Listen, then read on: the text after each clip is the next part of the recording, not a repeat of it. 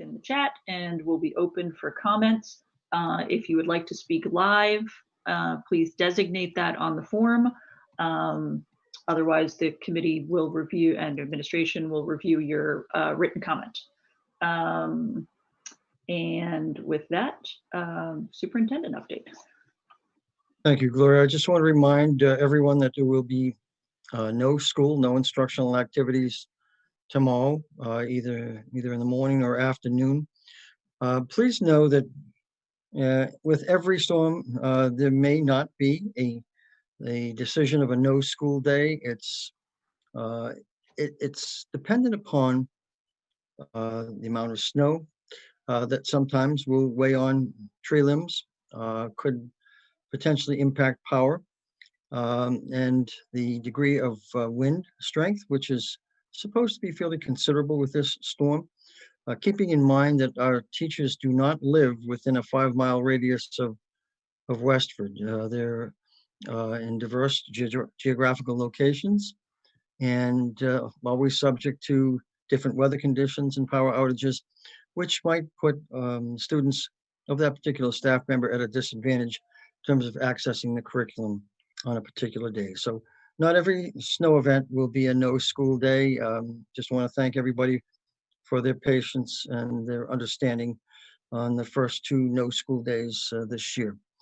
We had a very active meeting with the COVID Advisory Committee today and the 6 through 8 teaching staff from both the Blanchard and the Stony Brook. We had about 80 staff members on the call. Lots of questions, certainly still lots of safety concerns, questions about the vaccine, questions about the various mutations that are occurring around the world and now occurring in this country, and the efficacy of the vaccine. One of the things that I learned from the discussion today is that having the vaccine does not necessarily prevent you from contracting the virus, but it does reduce the degree of severity of symptoms. And that is something I had not understood up until the discussion today. So every bit of interaction with the physicians, with our school nurses,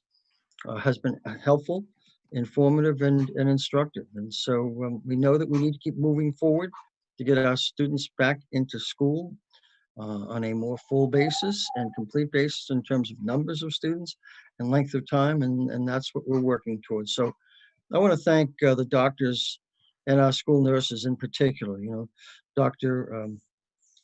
Sheehy, Dr. Egan, Dr. Popelka, and Dr. Travosos. They have been absolutely outstanding, along with Sue Hanley and Kathy Bordeaux, Cheryl Carpenter, Joan Mitchell. They have shared innumerable amounts of information with our staff. So thank you to all of them. We'll continue to have them. The COVID Advisory Committee decided to break up into some subcommittees to work on some data collection and analysis and reporting, along with procedures for trying to get us to move to a spot where students are in more time in the next 2 to 3 months, keeping in mind that the staff is quite concerned that without a vaccine, they feel uncomfortable in terms of any return, particularly if talking about reducing the distancing from 6 feet to anything less than 6 feet. So, Avery, I'm not sure if you have any comment on the meeting today. It was a very active meeting. Lots of questions. It was a lively meeting, but I think it was excellent information to the staff. And I was glad to see, I think some WA staff also joined in who couldn't make last week. So I was thrilled with the number of staff who were able to join us. Yeah. And that is it for my update. All right, fantastic. Thank you. Carrie? No update from me tonight, Gloria. Okay, all righty. Finance, Ingrid? Just real quick, we were fortunate to receive our information on 2 new funding opportunities, state and federal funds that will support FY21 and school reopening, distance learning, One is the second round of the School Cares Act, SR2, which is, those are the funds that Congress passed in end of December. So Westford received $271,511. And we haven't received the guidance yet exactly what, but it's to help schools reopen safely, measure and address significant learning loss, and specifically, we have to spend a minimum of $10,000 on student mental health. But they say, I think on the 5th, I have a webinar where we're getting more information. And then through the governor, we received FY21 state coronavirus prevention fund distribution, which is another $141,200. It's a one-time grant for additional assistance to schools to support coronavirus prevention efforts and maintain and increase educational quality during the pandemic. So that's pretty vague, but again, we'll get more information in the next week, hopefully. So that award will be distributed. We'll get 50% of that 141,000 in February, and then the other 50% in April.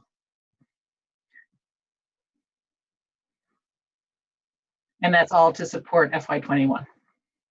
So it has to be spent by June 30? Yeah. It's always good to get good financial news. Bill? Yeah, adding on to that, may I just say that Kerry and Ingrid and Courtney and I worked together. We have submitted the Student Opportunity Act grant application to the state to be able to access the 137,000. Remember, last year it was 137,250. This year it's 137,000. I think it's 538, something like that. But that had to be submitted in order to access the money. We did that, and so we're hoping that we will, in fact, receive that money and put it to good use. So right now in the governor's budget, our Chapter 70 is the same as last year. So we were held harmless, even though we had fewer students. And then we got the additional 137,580 Student Opportunity Act monies. So for FY22. Yes. Yep. Right. You anticipated my question, Carrie. Yep. Yep. So that's, but we have to specify in advance how those funds would be spent. So that's right. And I believe it was for the adjustment counselors, right, Bill? That's correct. Great. All right. Thank you for that clarification. Any other finance updates? We'll do a little more during the budget agenda item. Of course. Got it. Okay. Any school committee update?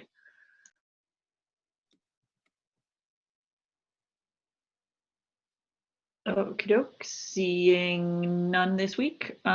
Student representatives, Hannah and Brian, how are things going? Like going good. This week was the first week, or today was the first, oh wait, no, it was last week, was the first week that students had to log on for both morning and afternoon classes for every single class. The beginning part of this year, most classes were doing some on the morning and the afternoon, and others were just doing both. Like for instance, my stats class, we have to go over a lot of information in that. So my teacher required us to log on to both because that's just what made sense. But a lot of my classes, for instance, like other classes, we didn't have to do that. Now we do, and that's definitely just overall like just so horrible for the students. I see no positive gain in it. It's just making this like, it's just making it more frustrating. Like a lot of times when I'm at home sitting on classes, it's frustrating, and like we're making it work, like I've said before, and teachers are all doing their best, but in reality, I often find myself thinking like, well, there's a lot of things I could be doing right now that would be a better use of my time. And now this is just making that like much more on a much bigger level. And I understand that it's from the state and not like a school committee's decision, but I just thought I'd put that out there because a lot of students are saying that they're just feeling like overwhelmed and like a waste of their time and like restless and anxious and whatnot, just all around the board.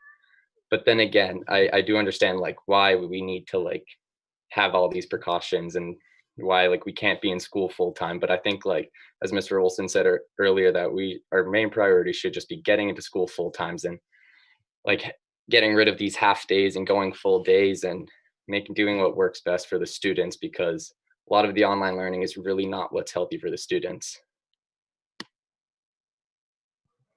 Ask a question, Brian.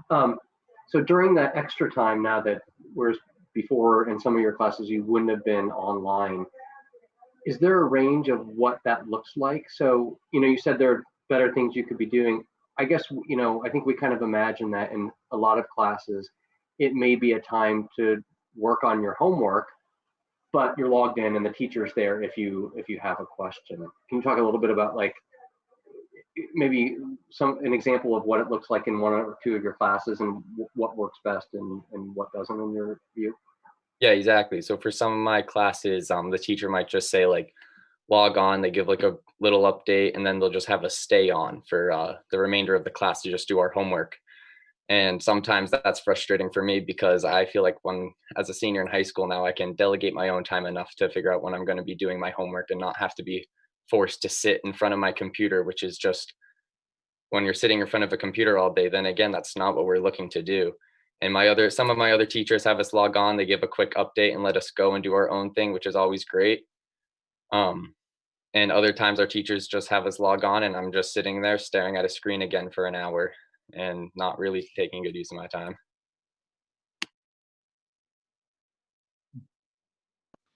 Well, we appreciate the feedback, Yeah. Brian. We know that all of these adjustments are an adjustment, and I think teachers are adjusting and students are adjusting. So I do appreciate the feedback. Hannah, did you have anything to add? I know if I remember right, you're on full remote. So how do you feel like the experience has changed for you?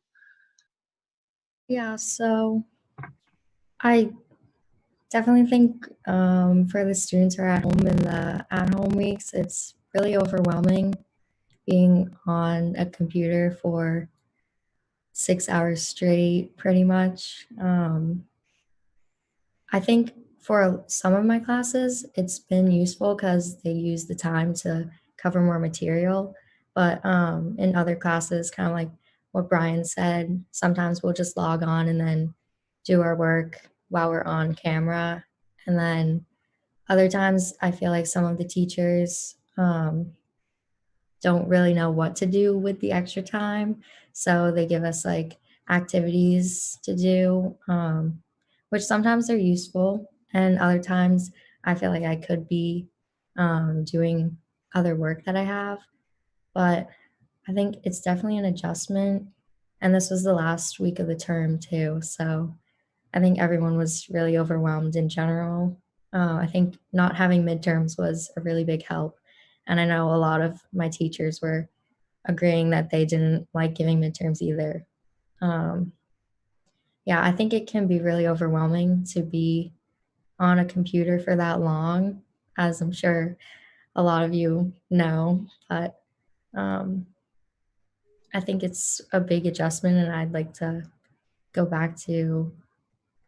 hopefully get back to being in school rather than on computers for that length. But yeah. So I know this part isn't necessarily a school committee decision, it's more of an administrative decision, but I am curious about your feedback about the change in not having midterms. Certainly we've done things differently this year because of the pandemic, but what would you two think about going forward? Is that a change that you would recommend making a permanent change as opposed to just something that happened this year? I definitely like loved having no midterms, like do not get me wrong, but having like a realistic view on it, it definitely is something that is important to have for like preparation to going into college, where big tests are a big part of your grades. So not having midterms or finals all throughout high school and then going to college and getting slammed with having one test that determines your grade would be like stressful, like for me. um but then again, like not having midterms was very like stress free. It was like a sigh of relief that we didn't have to worry about that, and especially in the like way that we have it, where like you have to study for one night and then you have to jump to the next, like change your brain to a next subject for the next night. It gets hard and stressful. It's always super overwhelming. But it was nice not to have that this year. But would definitely be an interesting thing to think about for making that permanent, because then again, like, they are necessary and we have them for a reason. Yeah, I would say I understand the usefulness for college, but I think the way that we do it, we usually have like 2 to 3 midterms a day, every day for a week.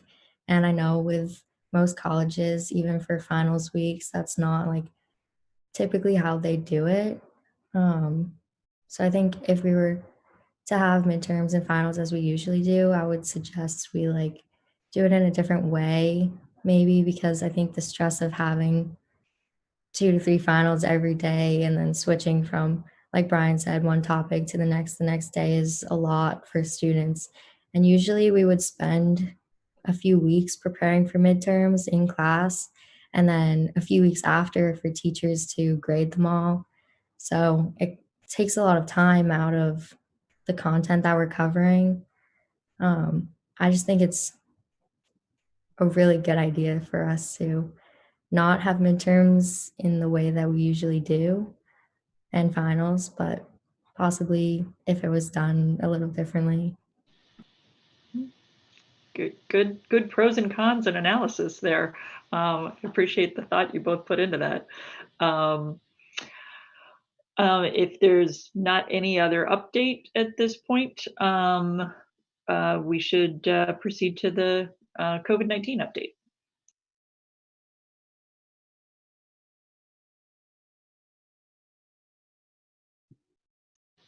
Bill, you're on mute. You know, it wouldn't be a meeting with me without having to remind me that I'm on mute, and I apologize for that. In accessing the data as of today, we currently have in the entire school system, we have 5 staff who are positive. We have 19 students who are positive. In terms of close contacts, we have 23 staff and 70 students who are close contacts. Those numbers are remaining relatively constant. That period of time of these active cases is between January 14th and today. So a little bit over 2 weeks in time. So I can give you the school breakdown. In terms of positive cases, 4 staff, 4 students at Westford Academy, 2 students and no staff at Blanchard,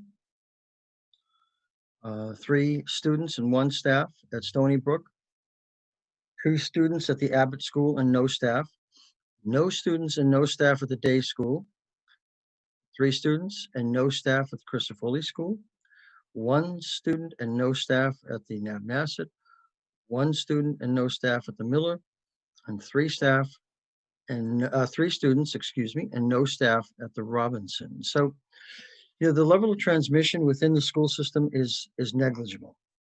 The cases that we report here are basically cases that have been reported to us by parents of students or staff who have contracted the virus outside of the school system, have not brought it into the school system. It's one of the pieces of data that we'll keep presenting to the staff as we discuss with them what the upcoming months will look like in terms of the amount of time that students are in school. As I said earlier, the COVID committee has broken up into 2 subcommittees. One of them, very importantly, researching all of the data associated with COVID-19 and the research that has been done since the onset of the virus. As we were talking today with the 6th through 8th grade staff, we talk periodically about two ends of the spectrum in terms of approaching any issue. There's the empirical and the emotional. Well, over the last 6 or 7 months, going back to March, the first 6 or 7 months, we were dealing with strictly the emotional because there wasn't a lot of research. Now there is more and more research from within our own country and Europe, Asia, etc., about the virus, any mutations, the attendance in school of students, globally. So we're developing all that information and going to share it with the staff in an effort to make sure that everyone has accurate information and there's not conjecture associated with, what happens if we return more full time. So I'll be glad to answer any questions, but we try to keep the dashboard as up to date as possible. The numbers of students and staff displaying either positive indications of the virus or close contacts is diminishing on a daily basis. Now, naturally, we could have a spike on one particular day, but it has been decreasing. So that's a good thing. We look at the DPH data every single day. The number of new cases has dropped from 6,000 and 7,000 down to about 2,500 a day on the average right about now. The number of hospitalizations has been declining also. So all good signs coming out of the holiday season now that we're past that. And hopefully as we proceed through the spring, those numbers will continue to decline as more people access vaccinations.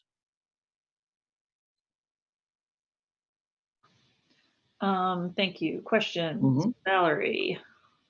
I know you mentioned that the committee is breaking off into two, but I must have missed the differentiation between the two kind of goals. One was to look at recent data. Yes, one is putting together data and glue. If you can help me with this, because I actually had to leave the committee early for a Commissioner of Education call at the last meeting. So, yeah, the idea that we're working with is that one half of the committee would be working on data collection, and that would be data collection for not just medical studies and medical information that is out there, but also data about what other school systems are doing across the country and locally here in Massachusetts. What are other school systems doing? What has worked for them? What have their safety measures been? And maybe try and compare what they've done, what we've done. So that's kind of the data half. The other half is more logistics and implementation. So it's considering all the moving pieces. Like if there was to be a change, what would that look like? How would that impact the teaching and learning model? And then what are kind of all the domino effects from that? How would that impact other things like busing, transportation, all those kind of impacts? Because as we quickly discovered, anytime you try to make one change, there's a domino effect of other changes. So you have to think through all of those in advance. So I think it's still a process. It's still a work in progress, but I think it's moving in a positive direction. And what do you envision for updates from that? I'm sure there are community members dying to know more about what's happening behind the scenes. Do you think it'll be report outs in this forum or just waiting till? Well, I'll put something that will be part of our COVID dashboard also. Okay. Yeah, I think at the moment we're still like collecting information, but if there's information that we can put out, on the COVID dashboard and on the website that we can share with the community, so other people can see the information and that the COVID committee is reading. I think that's fantastic. Anything additional to add, Avery, or does that kind of cover it? I just have one question. I think that covers it. The committee, I have to say, is got a lot of energy, a lot of motivation to get these subgroups going. They're excited and really have the energy and the drive to get us back to school in some way. They really have that as an end goal. Bill, one of the members mentioned that DESE might be coming out with new bus regulations. Have we heard anything? No, I was going to mention that at the end here. In the commissioner's call last week, he did indicate that within the next week or two, he will be coming out with some updated transportation regulations. Well, that will be very helpful because a lot of these changes are, the transportation is so critical. That's correct. And kind of a bottleneck for us. Mm-hmm. And that is it from the COVID update. Okay, great. Go ahead, Chris. ask a question, or maybe it's a comment. We'll see where it goes. Avery mentions the transportation bottleneck, but I think we also know that teacher vaccinations are a big piece of the puzzle. I'm just curious, how have the discussions around that gone? And is there anything, do we feel like there's anything we can do, any effort that we can bring to bear to help facilitate getting Westford teachers vaccinated as soon as possible? I don't know how much we're at the mercy of the state and the federal government on that, but boy, if there's anything we can do, I say we do it. Well, Chris, we've participated with other Merrimack Valley superintendents and union presidents, and we've all signed off on a letter asking the governor to please move K-12 people up in the phase process for vaccination. In our discussions with the staff, talking about budget a few weeks back, Kerry and Ingrid and Courtney and Trudy and I repeatedly heard that pool testing doesn't resonate with them. That doesn't make them feel any more safe. If nothing else, it may add to the anxiety level of the staff. That they clearly indicated that they, in order to feel safe, they want to be vaccinated, and they'd like to keep the 6 feet of distancing. I don't think that's going to be possible in the future. I don't have a date, but if we're going to bring people back after the staff is vaccinated, our experts on the COVID advisory committee have advised us that masking and 3 feet of distance is adequate in terms of safety precautions. So, and those 3 feet of distancing is between the students, obviously. The teacher, in many instances, and some not, can maintain a 6 foot distance. We know that it's, with the art of teaching, it's not possible for everyone to do that. But the vaccination is the linchpin for the staff. At least that's what we've heard. So I know that the town has already started talking to the schools about it, but I would be on board myself with, writing emails to the governor to encourage that as well. I know we can't necessarily all agree on one form right now, but I would love to myself send a letter to the governor. So if that's something that you feel would be helpful, that if we all individually did that. I think probably as a school committee, it would be helpful. I think there's more power to that than individual letters. We could do a resolution at our next meeting. There is a resolution in the MASC thread that I just saw that approved last night. Yeah. Okay. So would we be up for maybe taking a look at that, one or two of us this week, and bringing it next week to the meeting? Yes, Okay. definitely. That sounds fantastic. Definitely supportive of putting that on our next agenda.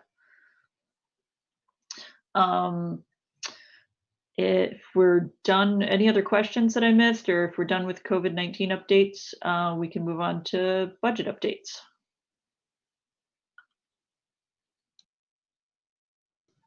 Okay, I'm going to share my screen because I think sometimes it's easier to see the numbers than hear them.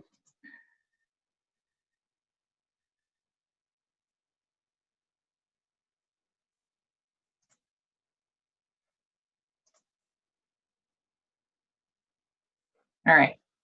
Did that work? Okay. So obviously this year is, or next year, we've heard just the limited amount of revenue that the town has, and our town allocation is much lower than I think I've ever seen. Right now it's at 1.47%. So we've asked ourselves the question, and we've gotten the question, how are we making this work? Like, how can we run a school system on such a low percentage this year? And it's a good question.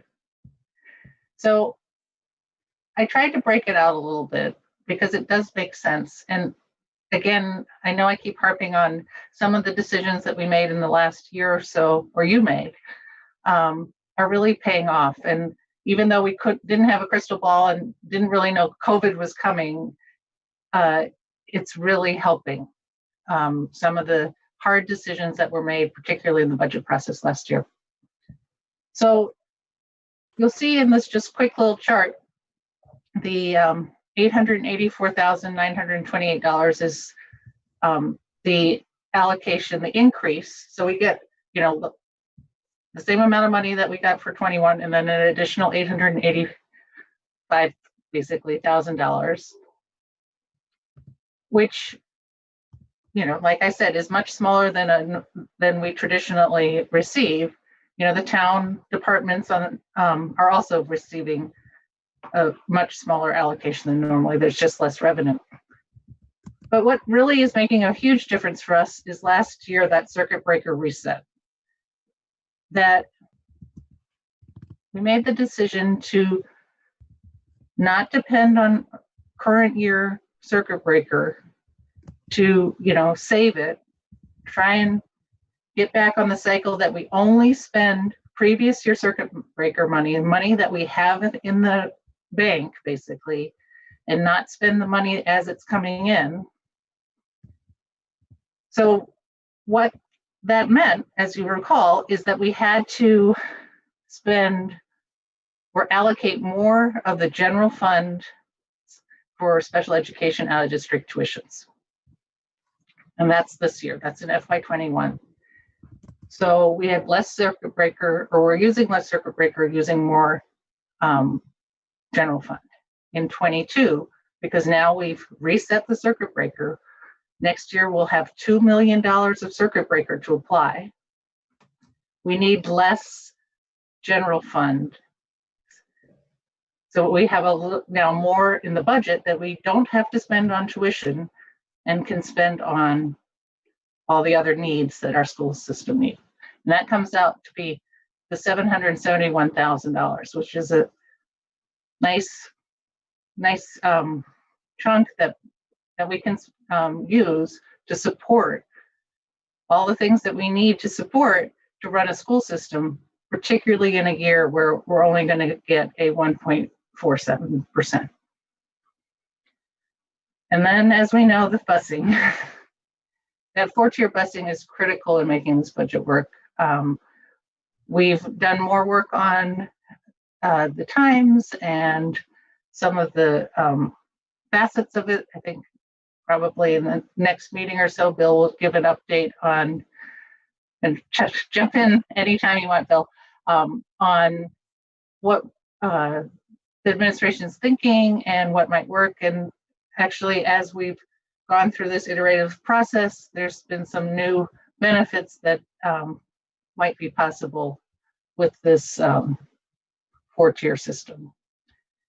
Bill already mentioned the Student Opportunity Act. That's an additional $137,000.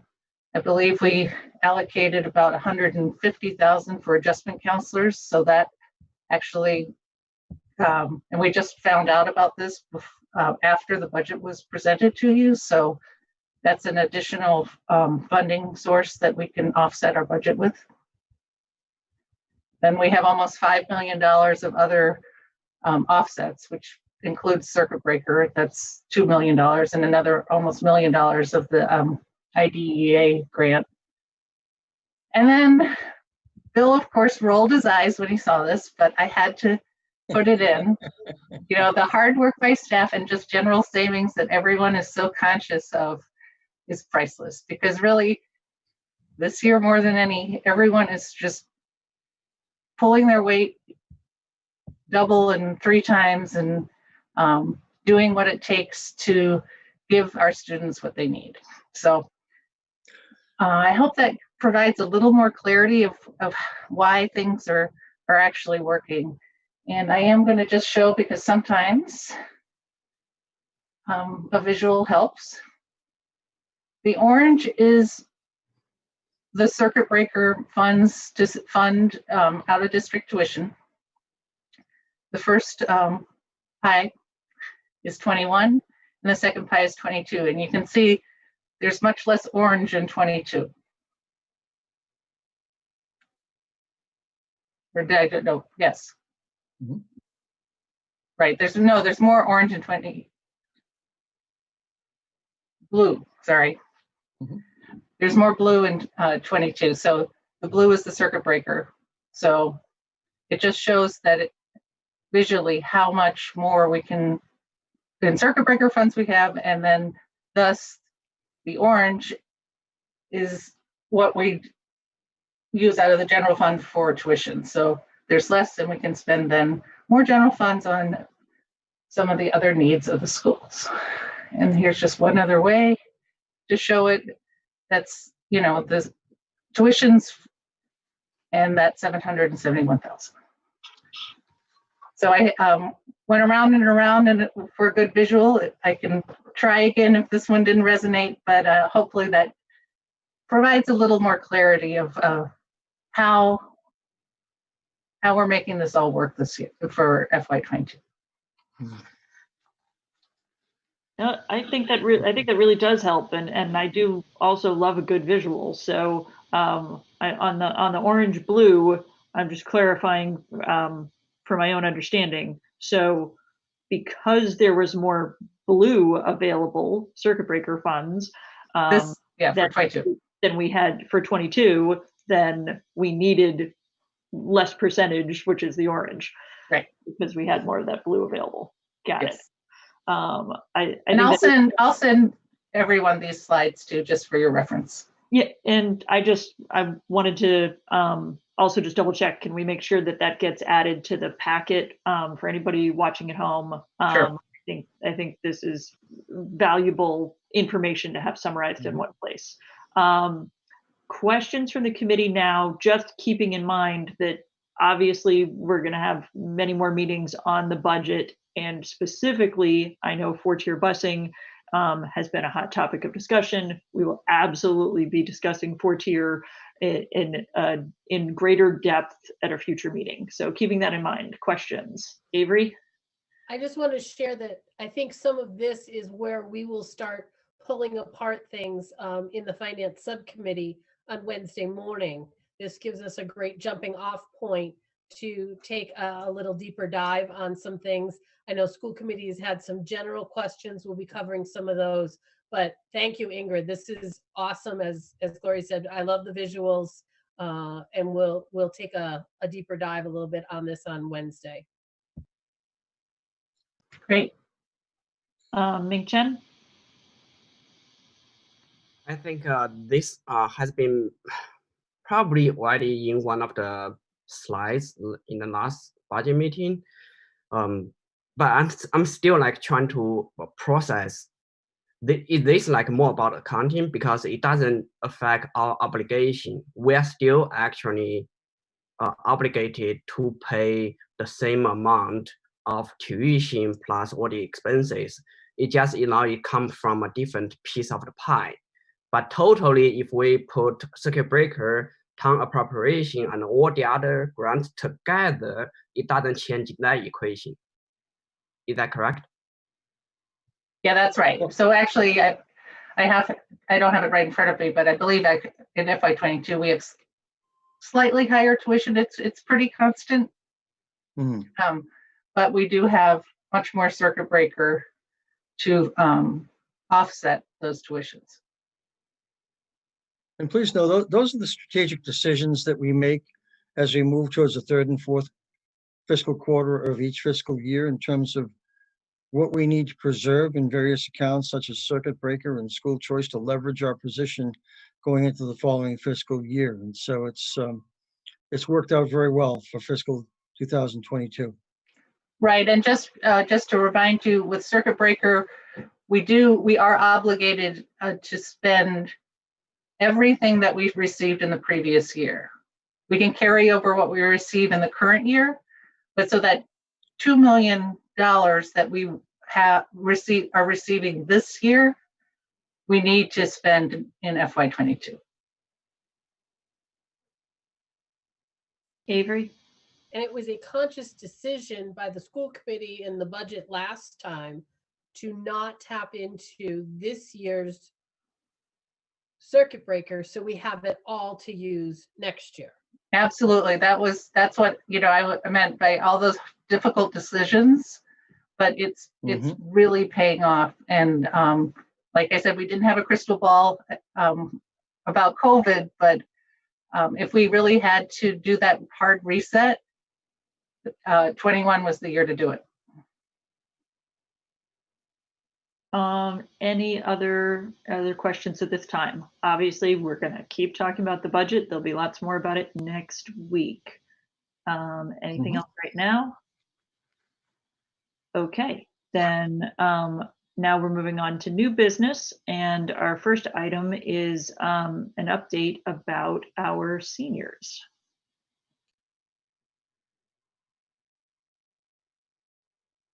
And we have a couple of guests logging on to join us.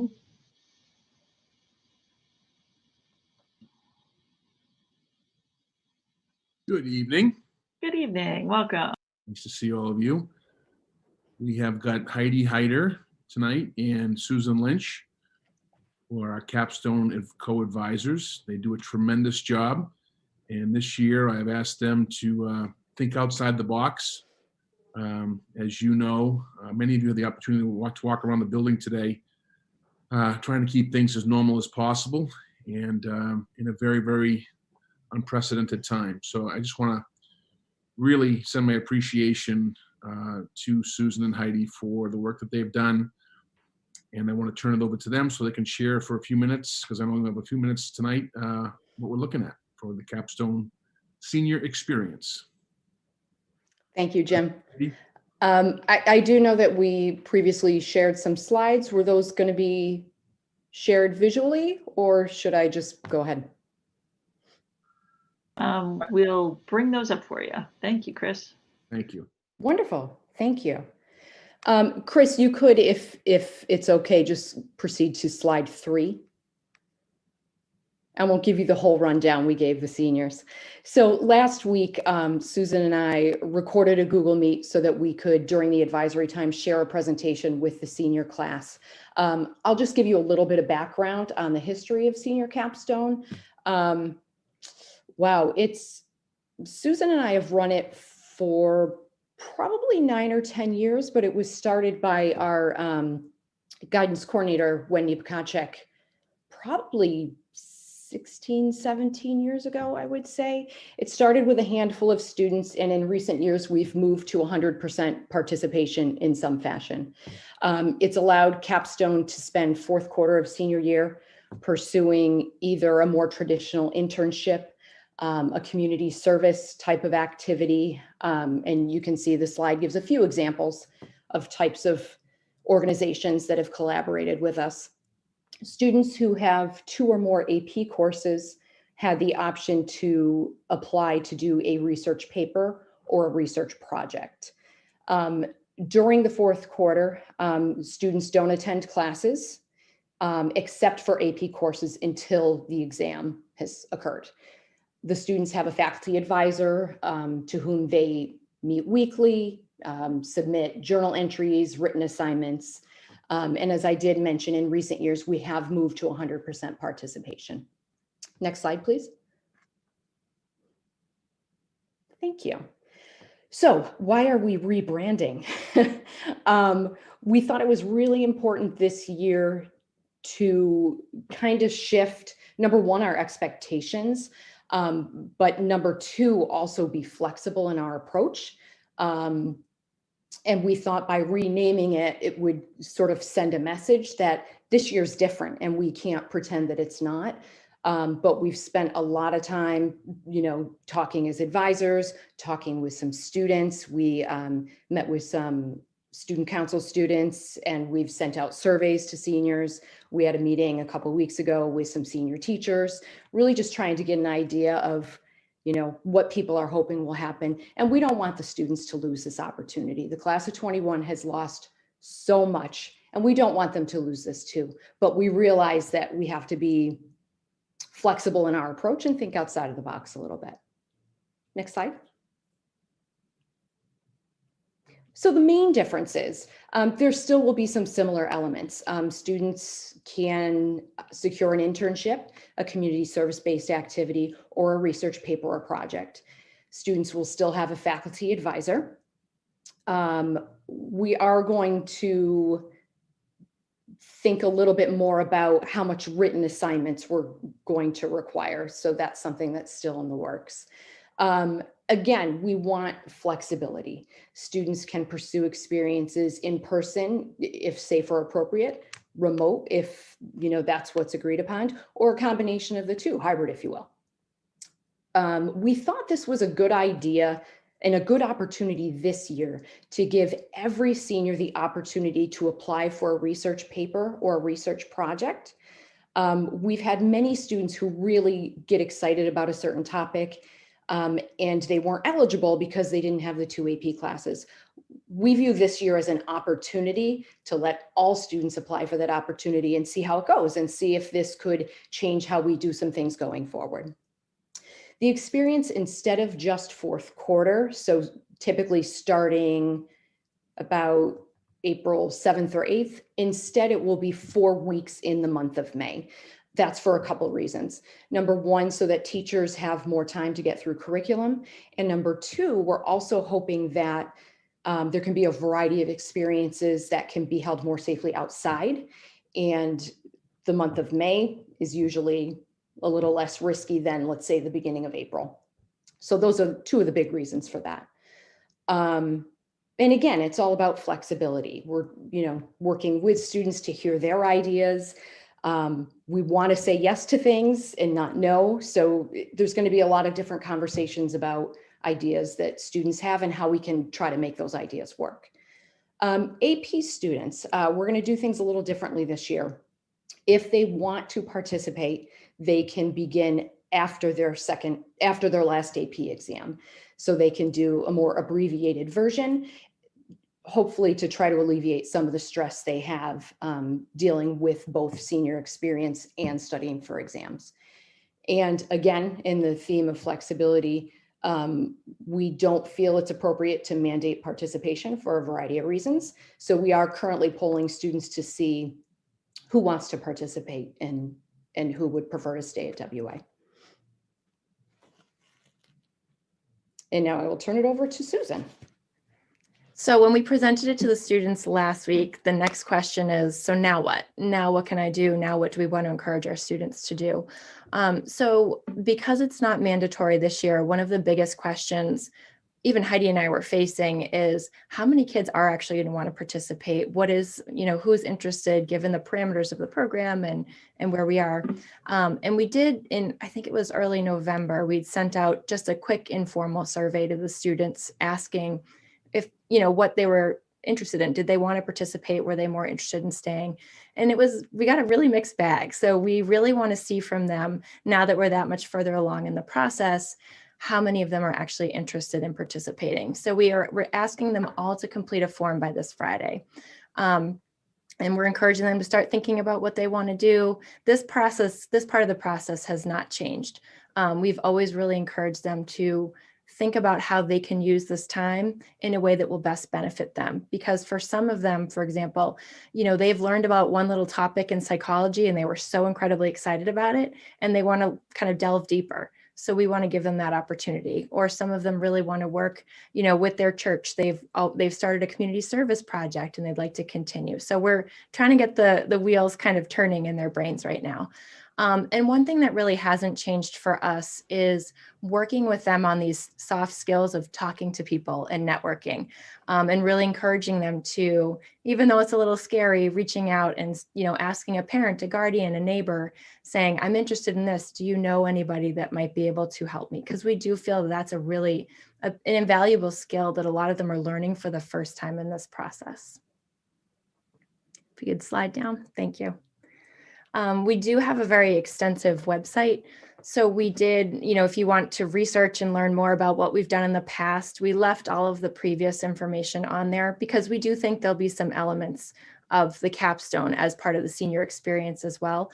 But we have created another tab called Senior Experience to really, one more way to show them that it is different, that it has more flexibility like Heidi was talking about. So if you're curious about learning more, it's a work in progress, as is this experience, but there's definitely a lot of information on there. And we always do encourage them to think flexibly as well in a good year. So many of them want to go on and they want maybe pursue medicine and they want to work with a doctor. Confidentiality and experience can get in the way. So sometimes we'll say to them, if you can't work with a pediatrician, how else could you work with the population you're interested in working with? So how else could you work with children?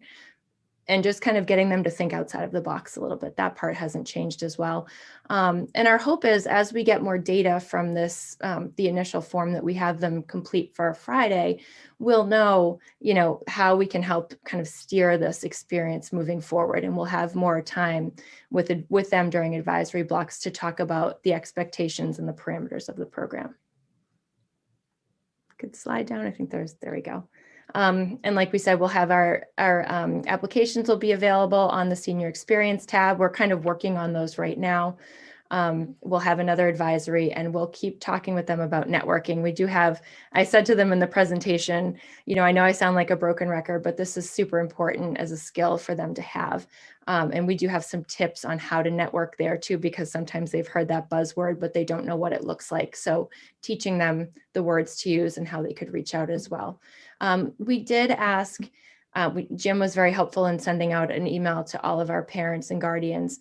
We are obviously looking for help from the community as well. And if, people in the community have an opportunity that they feel like could potentially be a good fit for our seniors, we're asking them to fill out a form so that Heidi and I can kind of manage that Google form, meet with the students in Google Meet and kind of talk about the opportunity and give them specific information about what the opportunity looks like or kind of the profile of student the site is looking for, and hopefully kind of make some matches there between the students and the opportunities that have presented themselves in the community. So we'll have some scheduled Google Meets with the seniors as well to talk about and share information from those forms. And I know I mentioned before that we still have all of our information on our website. If they're looking for, well, maybe I want to do a research paper. What did that look like in the past? Or what would that look like? We did keep the exemplars there and the templates. And we just like to remind them that they can talk to us if they feel like they get stuck. Heidi and I sometimes have to consciously encourage them to talk to their counselor because we would love to talk to them all about that, but there's 440 of them and 2 of us, so it's not feasible. So we just like to remind them that they can also talk to their counselor about it too. And we're excited about the flexibility. We're excited to kind of try some new things in this environment. So we're really looking forward to it, even though sometimes we are structured, organized people, and it's a little unnerving kind of knowing what direction it's going to go. I think we have a lot of great support and we're excited to see where it's going to go this year.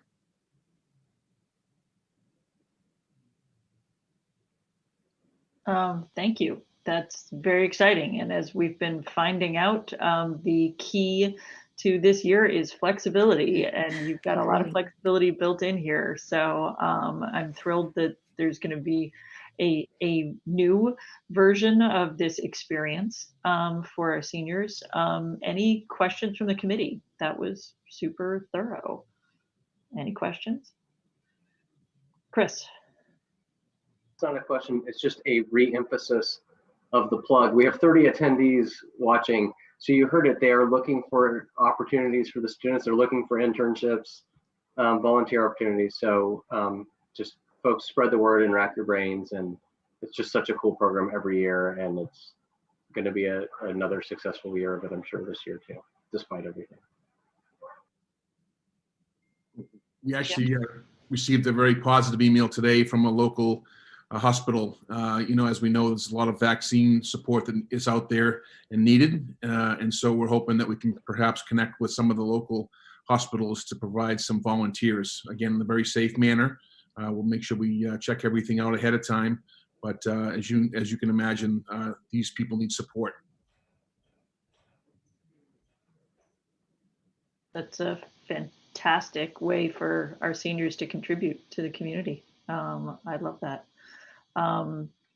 Any other comments or questions? And yeah, I would echo that think outside the box mentality. Several years ago, we had a student who assisted the school committee policy subcommittee in developing a database that helped with the policy subcommittee's work. So the only experiences out there, they don't necessarily have to be through formal businesses, sometimes opportunities even within the school system for ways that students can give back, or within the community. So we definitely encourage everyone out there to spread the word on that and think outside the box and find some interesting things for our students to do. Brian, did I see a hand? Yeah, I just wanted to say like real quickly that like all of the seniors that I've like come into contact with or like have talked to are all just like really excited about this and like happy it's happening and like just so appreciative. So thank you. That's great to hear, Brian. Thank you. Yeah, Gloria, may I just say to Heidi and Susan, thank you for all the years that you have continued to put your passion and your hard work into this project. I mean, we've seen the projects every year at the WA gym. I mean, we'll miss them this year because of the pandemic, but you have done an extraordinary job, and thank you very much for that. Thank you. Thank you both so much. Clearly a labor of love, and definitely this year required extra creativity and ingenuity, as with so many things this year. So thank you both. I'm not seeing anybody else waving at me, so thank you very much for joining us. Stay safe, enjoy the snow day tomorrow, and our next topic is, it's back to Bill with job description. Yes, we have the job description for your review, which is basically pretty much the same job description that we presented to you last year prior to our decision to hold off on making the combination of assistant principals and student support leader positions. This is a consolidation of a couple of different positions. As you recall, during my budget presentation, at a cost of a little bit more than $7,000. So what it does is to refresh the public's memory, it allows every elementary school to have a full-time person acting as the assistant principal and student support leader. That person can focus on a smaller number of students, target services to those students, meetings, facilitate service providers, etc. And we think it has great merit. As I said, there was no net increase in terms of personnel. There's a little bit of increase, the 7,000 to the cost, but it is student focused, and that's where the benefit lies. And Courtney and Kerry, if you'd like to chip in at all, if you'd like to say anything about this, because both of you were instrumental also in planning this out last year and hopefully bringing it to fruition for fiscal 22. Sure. I know I said a few things at our last meeting, and Chris, if you notice Chris Sardella in the waiting room, he was going to jump in and offer a little information about the position. Thanks for that reminder. He's coming in now. Okay. So Chris Sardella, one of our principals at the elementary level over at the day school, this year when we were reconsidering whether this is the right timing to look at this position, once again, there was an active conversation that took place with all of the elementary principals. We wanted to make sure that there was the appropriate buy-in and the belief that this was the right direction to go in. And we really did get a thumbs up from all of our administrators. Chris, are you there? Yes, I am. Okay. Representing the elementary team, we wholeheartedly support this new position merge for a variety of different reasons. I was in the role as an assistant principal between the Day and Miller schools for 3 years before I became principal at Day. And it's arguably, in its current model, is probably one of the most difficult positions on the leadership team, because you have to transition between two different schools. So putting 2.5 days in one school and 2.5 in another. And all of our assistant principals put in more than 100% at both schools. So they're essentially doing 2 full-time jobs in one. So to have this opportunity is just absolutely fantastic. You had a slide presentation last time. This was presented as part of your budget presentation about the merge. And I just wanted to highlight some things that were some of those bullet points. And one of them was improving the social and emotional support that can be provided to students that Bill had highlighted when he introduced this. And so when our faculty was asked, meaning the elementary faculty, what would be helpful in supporting our school improvement goal relative to social emotional learning, they unanimously agreed that human capital was the best way to achieve this. And so just making those connections with students, those personal connections, is so incredibly important for young students. So that is really important to us. And then another point was the whole idea of increasing that fluidity between the general and the special education teams. And one of the best parts of being an administrator at the elementary level is being able to get into the classroom, participating in read alouds, working with students in reading groups, perhaps participating in math games. So imagine how powerful that is for the assistant principal to be able to do that on one day and then go into a team meeting and talk about that student with the parents. They have firsthand knowledge exactly what that child is doing and can produce in the classroom. They have the connections with those classroom teachers on a day-to-day basis and will be able to speak more powerfully to parents when they have questions about the progress of their students. Another point was made that it provides opportunities for continuity and follow through with student-related matters, and that is really incredibly important to us. Is imagine if you're dealing with a discipline problem or you have an instructional student support meeting on a Tuesday, and then you have to go to Miller School, and then we have to wait a couple of days before we can follow up with that.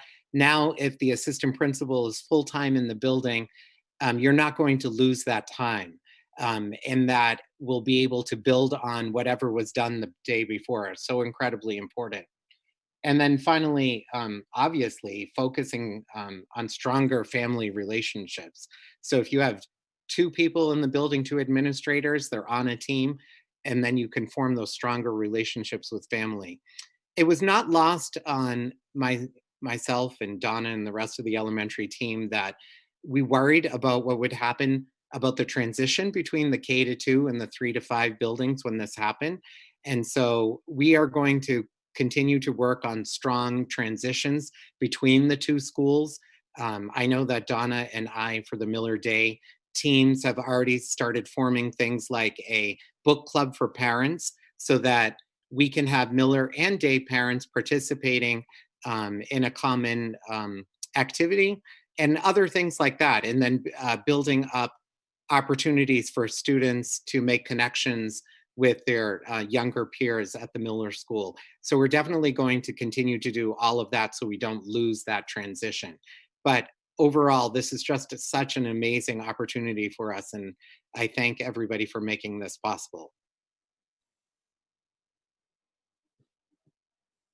Thank you. That was a really exciting presentation. I am really excited about this change and what it means for our elementary schools, and the fact that it can be accomplished, with what is a minimal budget impact, is doubly exciting. Any questions from the committee at this time? We won't be voting on this evening. It's our typical practice to receive a document like this and give the committee and certainly the public as well time to reflect on it, ask any specific questions about the job description. We will be voting on it at a future meeting, but questions at this point. Alicia.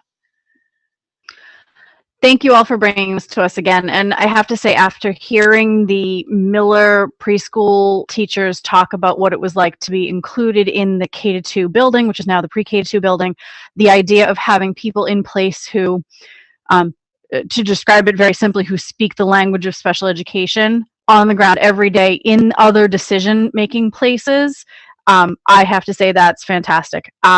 In the vein of inclusivity, I would like to suggest that before we vote on this, that there be a small edit to the job description in that where it says he, her, or she hers, that we change that language to their. That's more in keeping with our inclusive policies that we've passed over the last couple of years, so they, their. Beyond that, I think the biggest concern for most parents from what I hear is not so much the student support leaders rising to the level of assistant principal, it's the assistant principals rising to the level of student support leaders, because that is a complicated process.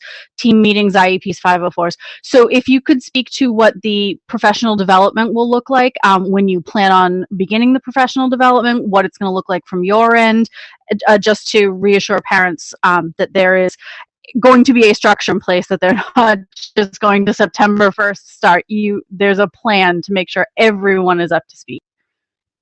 So Alicia, prior to even knowing whether we would bring this back to the table to consider for a merge, we have started to do a lot of cross training, and that started this summer with opening up some of the special education training to the building levels around specific learning disabilities.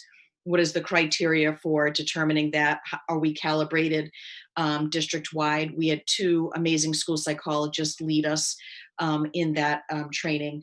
We also had some training around literacy as a whole. In the fall, we brought in civil rights training for all of the administrators. 504 training, again, with an attorney. So all solid training, whether we would move forward or not, just building capacity, making sure that we're all there to support one another in our understanding. Certainly, we are going to continue to partner with the principals and the assistant principals and the student support leaders to identify where do they think that they need training, and then what areas do we want to provide. For me personally, there's going to be a lot around the legal end of it, chairing a team meeting, keeping up with that structure. Every district does it a little bit differently. So what does our process look like? What is their understanding of the regulations? And then, of course, having difficult conversations. In terms of what might be needed on the other end, the principals will help us identify what that skill set might look like, and we'll be able to make sure that we have that appropriate training in place. I also think that there'll be an ongoing coaching or partnership between, our 3 existing assistant principals and our 3 student support leaders. We also have regular student support leader meetings with myself. This year has been a little bit funny in our schedule. However, we've always met on a very regular basis to talk clinically across the district, and with the expectation of whether you were working pre-K or at the high school level, we were all listening and understanding to specific case studies and or new regulations or advisories as they came out from the department. Thank you. That all sounds amazing. Thanks. Thank you. Any other hands? I admit I'm kind of feeling like I hope neither Courtney nor Chris ever try and sell me a car, because that was very thorough and exciting information. Any other questions? Okay, then thank you, Eagle Eyes Alicia, for catching that gender inclusive language that I know we're trying to include into our policies. So if we can work that into the job description for the final vote, that would be helpful. And we will plan on taking a vote on this job description at a future meeting. Okay, great. Thank you all. Before we go to our next agenda item, I did realize, and I apologize for not catching this earlier, that we did have a couple of questions in the Airtable that I think we can clear up pretty quickly. And one of them, I think, connects to this agenda item. This community member was noting that there are large increases on the principal line items at our elementary schools. Is that an artifact of this change, and that now the assistant principals are being folded into that line item in a way that they hadn't previously? Am I interpreting that correct, Ingrid? Yes, that's right. And then there will be a decrease in where the student support leader salaries were. So, and then, there's a small differential. I think the net change is additional $6,000 to $7,000 cost for the whole change. Got it. So so those principal elementary administrative line items looks different because we're now taking those 6 positions, which used to be 3 assistant principals and 3 student support leaders, and we're merging them together as 6 assistant principals, and that's right. Line item. And then there's the decrease in the line where the student support, those 3 student support leader salaries were. So. Got it. The other question, and I think I know the answer to this one too, is that there are 2 FTEs listed for both the superintendent and the assistant superintendent.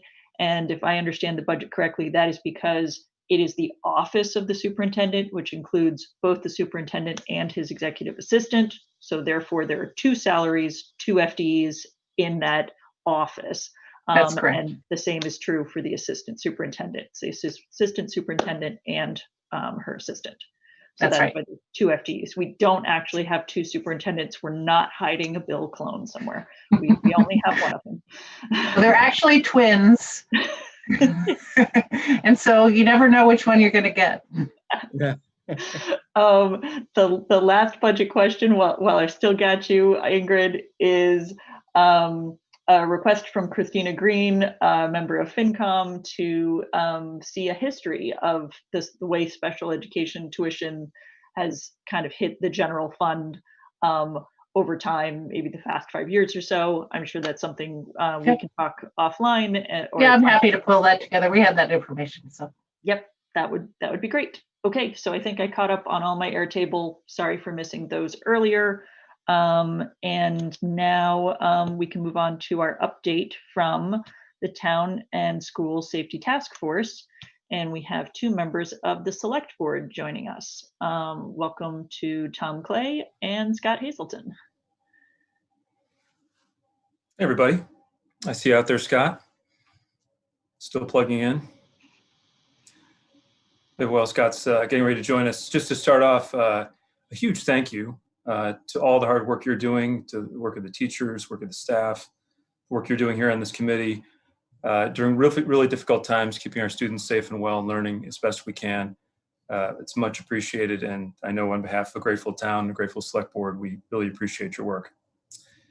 Also, thank yous for the many folks here who've been part of the Town and School Safety Task Force through its journey. We really appreciate your help. Avery, Courtney, Valerie, Chris has been part of it. Gloria, you've been very helpful. Carrie, you've been part of a lot of it. So just everyone's been very helpful as we walk through this journey. What I thought we could do is just quickly give an update on what's happened and tell you where we are.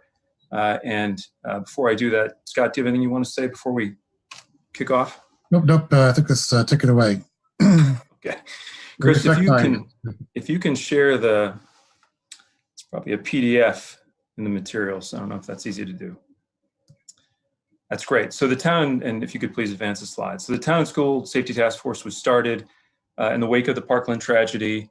And really we got together and said, we need to be able to stand in front of this town and the students in the town and the staff in this town and say, we've been thoughtful. We've used all the resources that we can. We used our internal expertise. We've gotten some help from outside. And we can now say that we've hit the right balance in keeping you safe and well, both from a physical safety point of view, but also from an emotional wellness point of view. And so that's been the work of the committee. We wanted to make sure that we were inclusive and broad in what we're looking at, to include things like domestic violence, substance abuse and self-harm. We have gotten some outside advice. A lot of the work that's happened so far has been happened in the capital budget side, looking at things like emergency communication and building access, both for schools in town. Many of those things are in motion. Some of them are still in motion. We're doing an access control pilot right now, Westford Academy, that you're aware of. And we've asked Paul Fox the excellent Paul Fox, working in facilities at the town, to prepare a brief for all of you and also for the school leadership, just explaining where we are with those various things. If the emergency communication part that's already been funded has not totally rolled out to you yet, where is that? When is that going to arrive? What's the pacing and timeline for some of the other access control things that we're looking at? So a lot of work done on the physical side. And more recently, over the past year or so, the committee's been mostly focused on Okay, that's the physical security side. Now we want to take a look at the emotional wellness side for our seniors, for people in the town, for staff, for students, for teachers, for everyone. So thank you to the group for digging in on that with us over the course of the past year. If anyone's interested, you can go to the Town and School Safety. If you type in Town and School Safety Westford, it'll come up. You'll see a webpage with all kinds of information, all the studies we've commissioned, all the recommendations we've got from outside, and a summary of some of the work in the timeline that it's on right now. And if Chris, if you could go to the next slide. So in the course of looking at the emotional wellness picture, really three things have formed the basis of our study over the past year. One, you're very, very familiar with, the social and emotional wellness of students, families, staff, elders, and community members.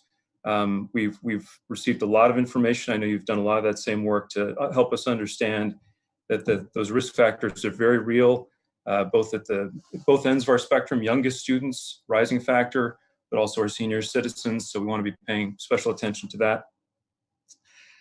We also know that there are some resources available in town for things like domestic violence, substance abuse, first responder training. But we want to make sure that those resources are front and center and are really connected to people when they're in moments of crisis. And we'll talk a little bit about where that's led us. And we also know that we're not done just by having physical security infrastructure changes in buildings for safety. We also have to look at, is everyone trained to respond? Do we have the right resources to respond? Are we doing the things we can to help intervene in advance to prevent things from becoming a violent incident? So we're also looking kind of at that piece as well. Chris, if you can go to the next slide. So there's three things that we are sort of investigating and teeing up for broader community conversation. We're not ready to make recommendations to you and the select board at this point. We're still finishing our work, but since we're entering the budget season, we thought we'd give you a little bit of an update on at least where the areas of focus are so far. One thing that came across in everything that we did was that we need to increase our cultural competence at all levels. I've had a bunch of people ask me what that means. What we mean is that different populations in town, from the survey work and from the guidance that we've gotten, really experience things differently. Whether it's stigma around mental health, whether it's access to a trusted adult in the building for students. There's significant differences in terms of what people experience. And if we need to always start everything we do with that lens, I know the schools are doing that same thing, but we try to be conscious that anytime we bring up a topic, we start off with how is everyone in town experiencing this, because we know there can be big differences. The working group recommends considering strongly additional adjustment counselors and mental health support in elementary schools. Thank you for putting that in your budget, and I know you're considering that already, but that's one of the main findings and one of the main discussion items of this committee. Also, it's emerged that we could consider a community wellness coordinator role, someone who would be probably a trained provider, mental health provider, who could help follow up at the state level and local level on all the substance abuse programming that we can have access to, work with getting grants for that work, and then providing kind of a coordinator role across all the different groups in town that are doing that kind of work, so that when anyone is in crisis, if they're a senior, if they're a graduating senior from the Westford Academy that's moving into a new phase in their life, that they have a way to access all the resources available. First responders know if they encounter someone in crisis where they can send somebody. That's another idea that's sort of percolating from the committee.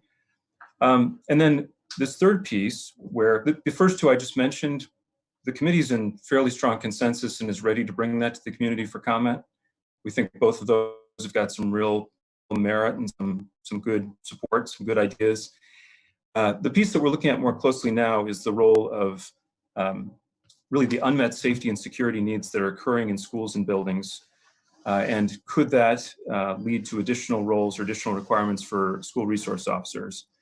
And we decided we had to take a step back there because we do have some recommendations from our consultants that Westford is a little bit different than other communities because we have fewer school resource officers than many other communities like us.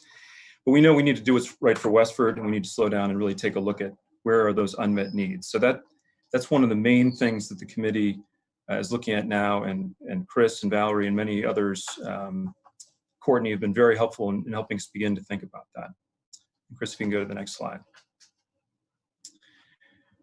A little bit more detail, but I know you're already deep on this topic.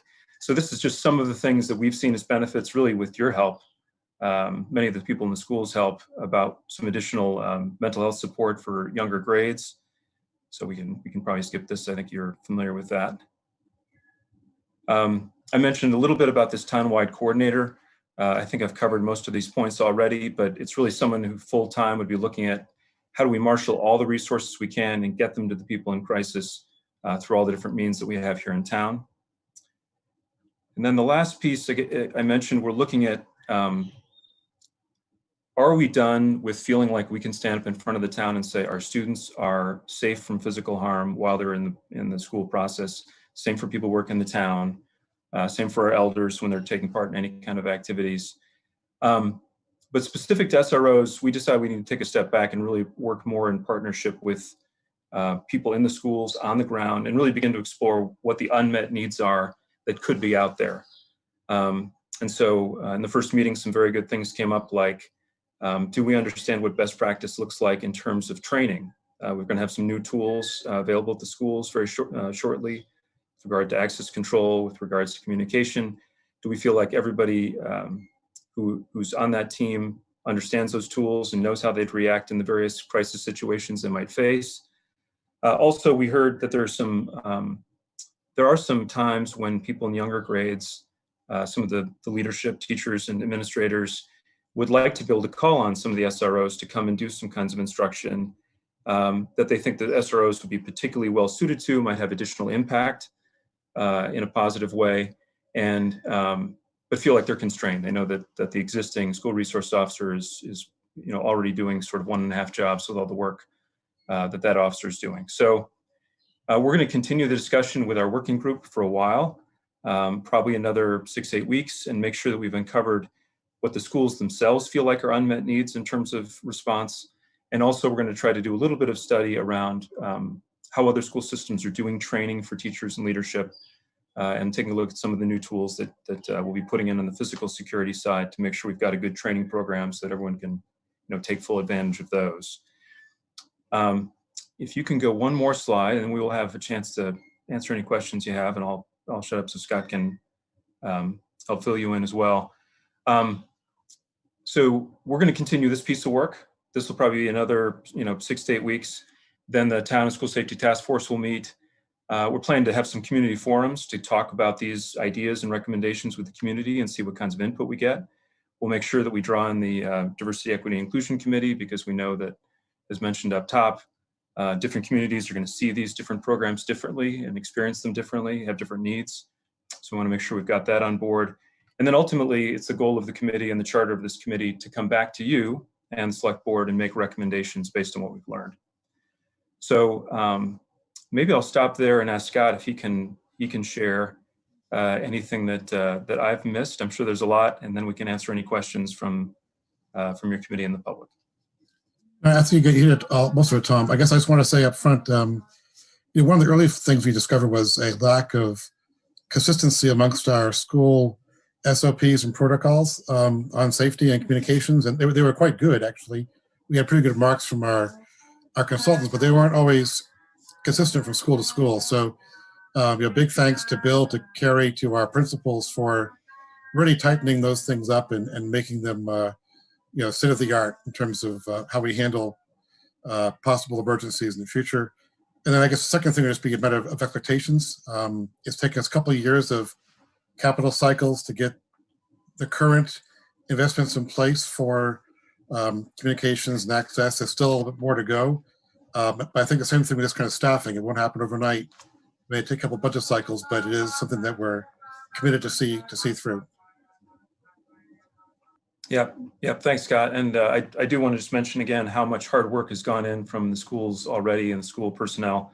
Lots of time spent with some of the public safety folks and with Paul working out a lot of those issues. So very, very grateful for all the work that you've done so far.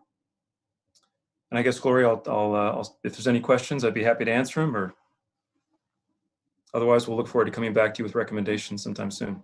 Well, I'll certainly chime in with the thank yous. I mean, this Town and School Safety Task Force has certainly been a collaboration between schools and town, between our educators and our public safety officials.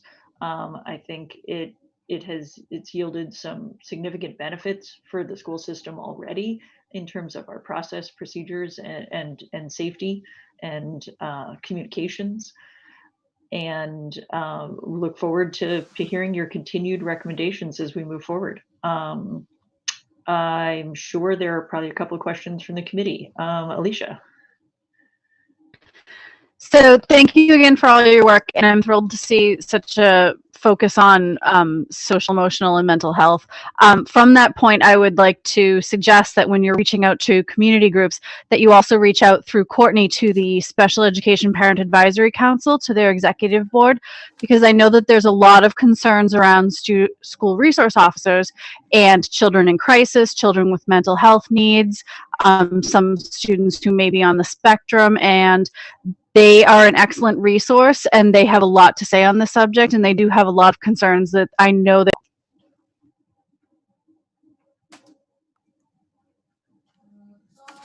Yeah, I lost a little bit to mute there at the end, Alicia, but I think I heard your point. So we'll make a deliberate point to reach out for through Courtney to engage, specifically.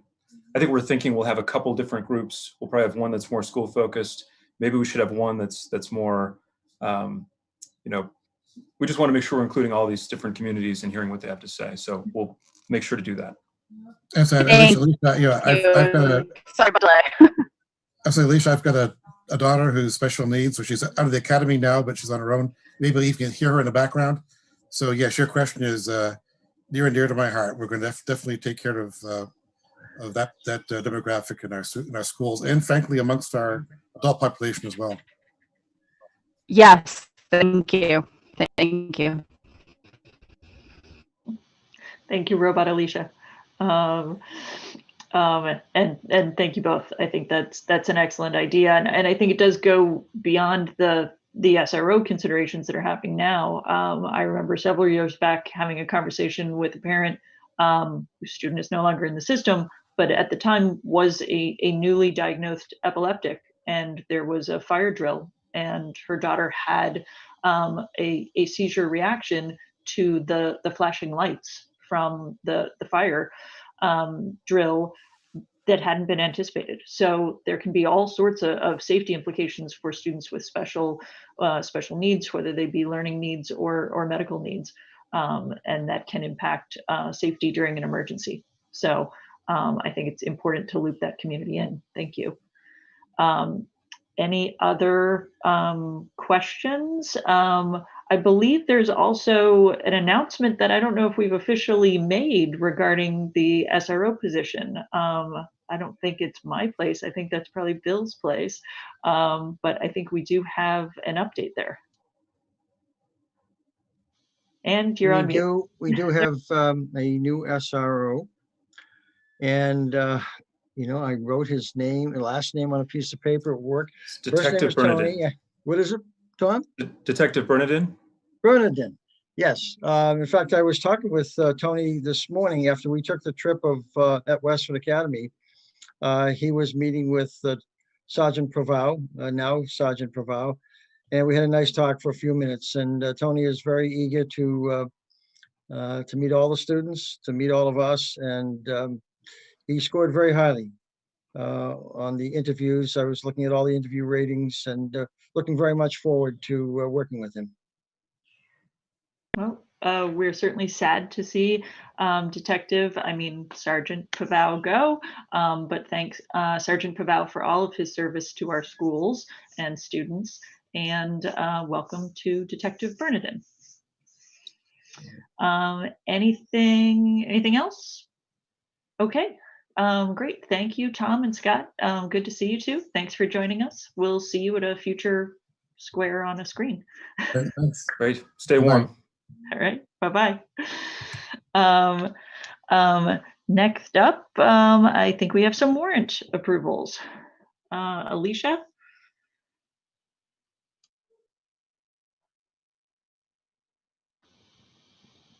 All right.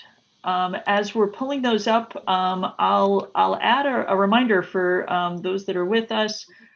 We had indicated that our future meetings on March 8th and March 22nd would be exclusively budget meetings, but there is But I'm sorry, February. February. Yes. February. Thank you, Avery. I knew you were waving at me. I'm saying the wrong month. What day is it? What month is it? I apologize. February 8th and February 22nd are our upcoming meetings. We had indicated those would be budget only. We're realizing that we will be missing our typical business meeting on February 15th due to the February break. So for next week's meeting, there may be actually somewhat of a little bit of a mix of regular items, which we do need to take care of for committee business, and then also a budget discussion. So next week might be a bit mixed in terms of the agenda, and just wanted to clarify that. And Alicia, are we ready with warrants? Ready to go. So motion to approve payroll warrant 2132 SP dated February 4th, 2021 in the amount of $2,008,158.71. Second. And all in favor, Avery? Aye. Chris? Aye. Alicia? Aye. Ming Chen? I think I saw an aye, even though I didn't hear it. Sean? Aye. Valerie? Aye. And aye. That would be unanimous. Next one.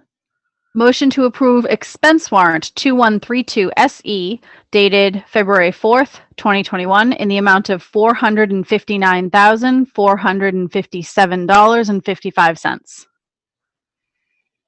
Second. And all in favor, Avery?